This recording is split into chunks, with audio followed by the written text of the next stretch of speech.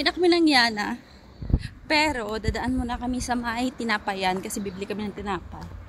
Wala na kasi kaming tinapay doon sa aming bahay. At pagod na tong Yana. Tinapayan na gumagawa ng preskang tinapay. Fresh na bake. Mga isa lang siguro kasi malaki naman yung bread. Diyan pala ako bumibili. Kami din silang option ng tinapay.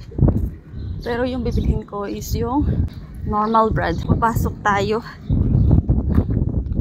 With my yan.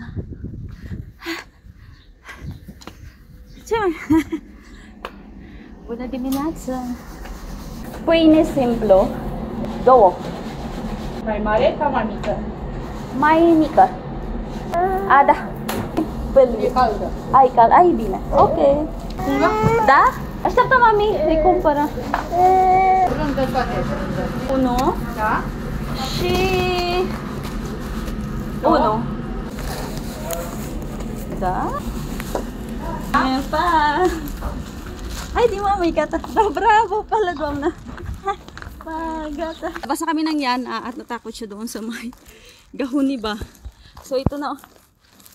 Bumili na kami ng tinapay. Hindi na lang pa-slice kay mainit pa babagong luto. Oh, may nakita pa ako. Nagbebenta ng tawag dito, gulay sa may daan. Titingnan ko kung ano yung binebenta ni Duam. Kapag summer dito sa Roe, ang dami talagang mga nagbebenta sa daan ba. Na iba't ibang klase ng prutas, gulay, gulay na mga lokal. Yung mga Asian is limited lang dito sa amin and mostly makikita siya sa my store. Ating kung anong binibenta ni Duam na. May teresula po yun na.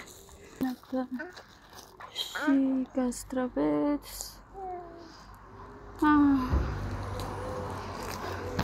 Duam na sa Prospat, no? Prospat. Da. 1 kilogram, Duam na? Okay. 1 kilogram. Așteaptă mamiții. Ține o fetiță frumoasă.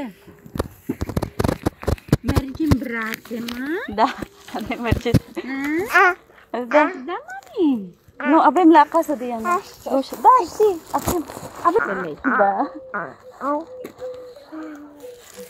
Uite, vezi, castraveți pentru mamaia, da? Mulțumim! Pala, doamna, pa!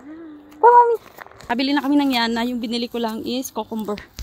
Kasi fresh yung cucumber ng ni Duam na. And mura lang. Mura lang yung kanyang kilo ba. So it's good. Kasi naghahanap ng cucumber yung aking dyanay. Dito na lang yung aming paggala-gala ng Yana at pagod na ako. Pa! Pa! Lari ba dere?